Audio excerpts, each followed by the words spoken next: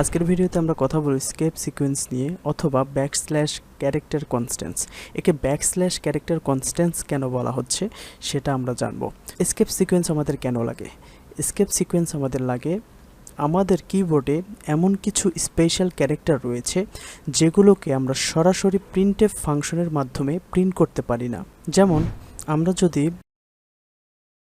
আমরা চাচ্ছি যে এই পিজে কথাটি ডাবল কোটেশনের ভিতরে আসবে। সো আমরা যদি এখানে ডাবল কোটেশন দেওয়ার ট্রাই করি তাহলে আমরা কি দিতে পারবো কি না?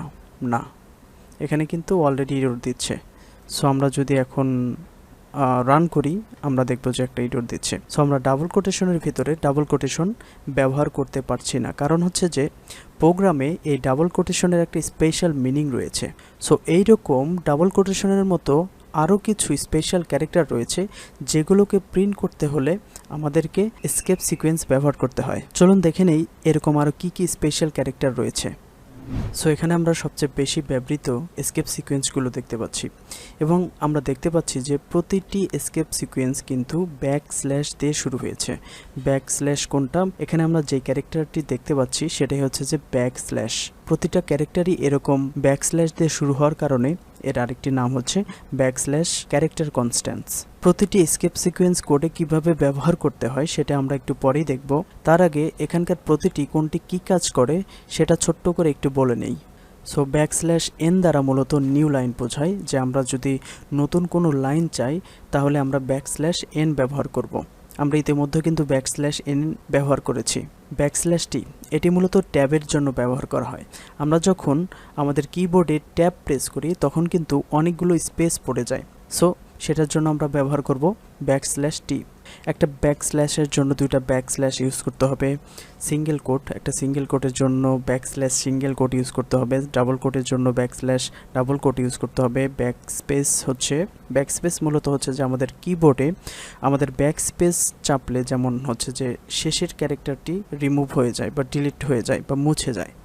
সো এই কাজটি হচ্ছে যে করার জন্য ব্যাকস্ল্যাশ বি ব্যবহার করা হয়। ক্যারেজ রিটার্ন এটি মূলত যেটি করে সেটা হচ্ছে যে ব্যাকস্ল্যাশ আর এর পর যে অংশটুকু থাকে সেই অংশটুকু আবার প্রথম থেকে শুরু হয়।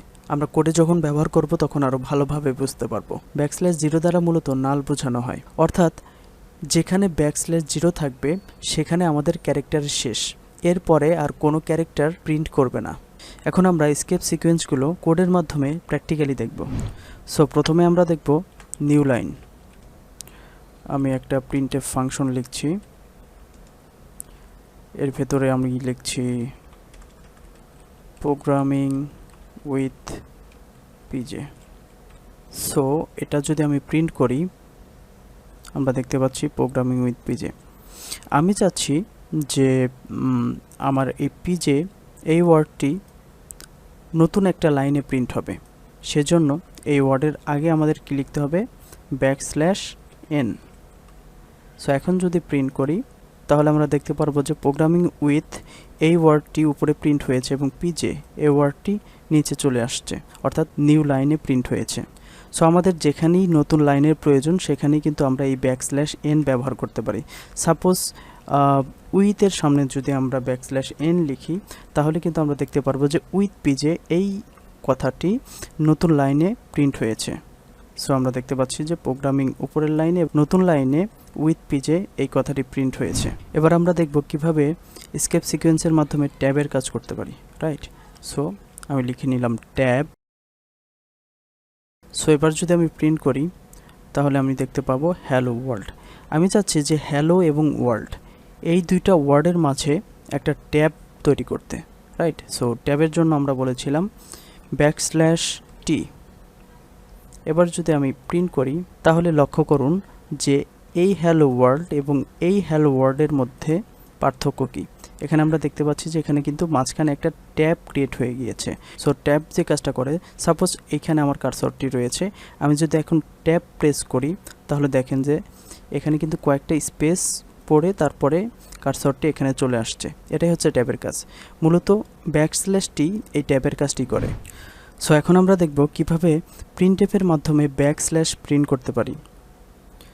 আমি এখানে লিখে নিচ্ছি ব্যাকস্ল্যাশ সো আমি যদি সরাসরি এখানে ব্যাকস্ল্যাশ দেই তাহলে কিন্তু এটা ইরর দিবে, এটা কিন্তু প্রিন্ট হবে না। আমি যদি এটা প্রিন্ট করার চেষ্টা করি এখানে কিন্তু ইরর দিচ্ছে, রাইট? সো আমি ব্যাকস্ল্যাশ সরাসরি প্রিন্টএফের মধ্যে ব্যবহার করতে পারবো না। এই ব্যাকস্ল্যাশ প্রিন্ট করার জন্য আমাদের কি করতে হবে, আমাদের আরেকটা ব্যাকস্ল্যাশ দিতে হবে। সো এবার যদি আমি প্রিন্ট দিই তাহলে আমরা দেখতে পারবো যে এখানে কিন্তু ব্যাকস্ল্যাশ প্রিন্ট করেছে। সো আমাদের একটা ব্যাকস্ল্যাশ প্রিন্ট করার জন্য দুইটা ব্যাকস্ল্যাশ লিখতে হবে। সাপোজ আমি যদি আরেকটা ব্যাকস্ল্যাশ চাই তাহলে কি করতে হবে, আমাকে আরও দুটো ব্যাকস্ল্যাশ দিতে হবে। তাহলে কিন্তু আমি দেখতে পারবো যে এখানে দুইটা ব্যাকস্ল্যাশ চলে আসছে। এখন আমরা দেখব কিভাবে সিঙ্গেল কোড প্রিন্ট করতে পারি। এবার আমি চাচ্ছি যে পিজে এই ওয়ার্ডটি একটা সিঙ্গেল কোডের মধ্যে আসুক। সো সিঙ্গেল কোড ব্যবহার করার জন্য আমরা কি বলেছিলাম, আমরা ব্যবহার করতে পারি ব্যাকস্ল্যাশ সিঙ্গেল কোড।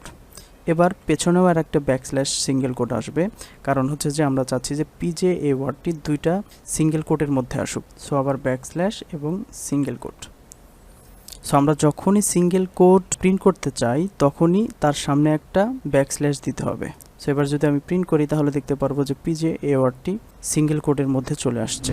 ঠিক একইভাবে আমরা যদি ডাবল কোডের ক্ষেত্রে দেখি, সো আমি চাচ্ছি যে এই ডাবল কোড এই ওয়ার্ড দুটি একটি ডাবল কোটেশনের মধ্যে আসুক। এখন যদি আমি প্রিন্ট করি তাহলে কিন্তু এখানে কোনো ডাবল কোটেশন আমরা দেখতে পারবো না। সো ডাবল কোটেশন প্রিন্ট করার জন্য আমরা বলেছিলাম ব্যাকস্ল্যাশ, তারপরে ডাবল কোটেশন একটা হলো। এবার আরেকটা লাস্টে দিতে যাচ্ছি ব্যাকস্ল্যাশ ডাবল কোটেশন। এবার যদি আমি প্রিন্ট করি তাহলে আমি দেখতে পারবো যে ডাবল কোড এই ওয়ার্ড দুটি একটি ডাবল কোটেশনের ভিতরে চলে আসছে।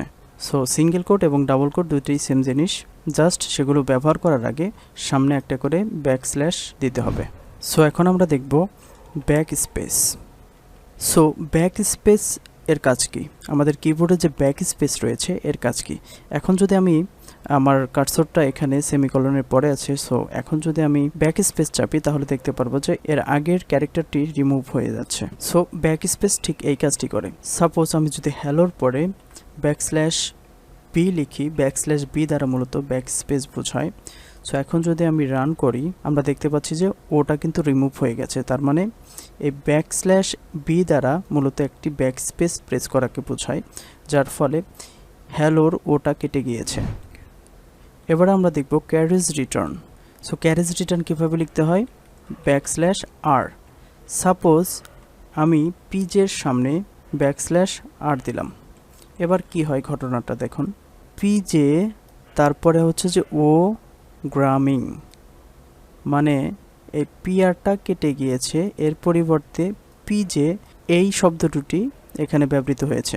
তাহলে ব্যাকস্ল্যাশ আর বা ক্যারেজ রিটার্ন যেটা করে সেটা হচ্ছে যে এর পরে যেই অংশটুকু থাকে, সাপোজ এখানে রয়েছে পিজে, এটাকে সে একদম সামনে নিয়ে আসে এবং সামনে আনার পর পিজে এখানে যে কয়েকটি ক্যারেক্টার রয়েছে, আমরা দেখতে পাচ্ছি এখানে দুইটি ক্যারেক্টার পি এবং জে, এই দুটি ক্যারেক্টার এই প্রোগ্রামিংয়ের শুরু থেকে দুইটি ক্যারেক্টারকে রিমুভ করে এর পরিবর্তে এটি বসে যায়, যার কারণে পি আর এই দুটি রিমুভ হয়ে পি জে এই দুটি কিন্তু বসেছে এবং তারপরের অংশটুকু ঠিক আগের মতোই প্রিন্ট করেছে।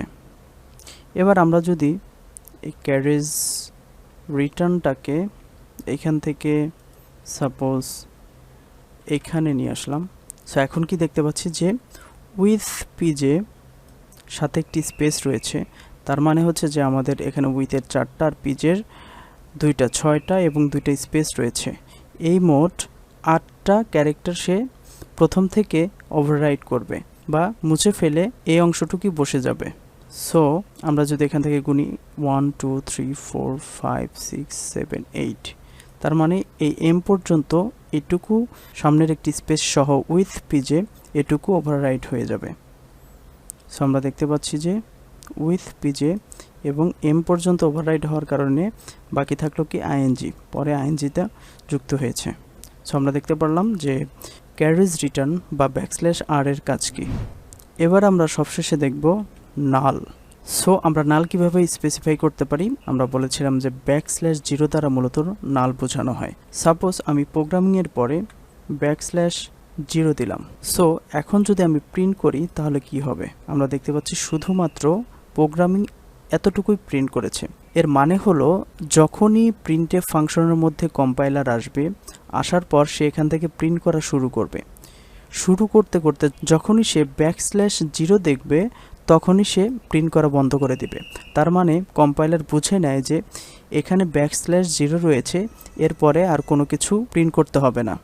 সো সে এখানে এসে থেমে যাবে, যার কারণে প্রোগ্রামিংটুকু প্রিন্ট করার পর উইথ পিজে এটুকু আর প্রিন্ট করেনি। তার মানে \0 দ্বারা মূলত বোঝানো হয় যে ক্যারেক্টারের শেষ, এরপরে আর কোনো ক্যারেক্টার নেই। সো আমরা দেখলাম এসকেপ সিকোয়েন্স কিভাবে কাজ করে। ভিডিওটি ভালো লাগলে অবশ্যই লাইক, কমেন্ট, শেয়ার করবেন এবং সেই সাথে প্রোগ্রামিং উইথ পিজে এই চ্যানেলটি সাবস্ক্রাইব করবেন। Thank you.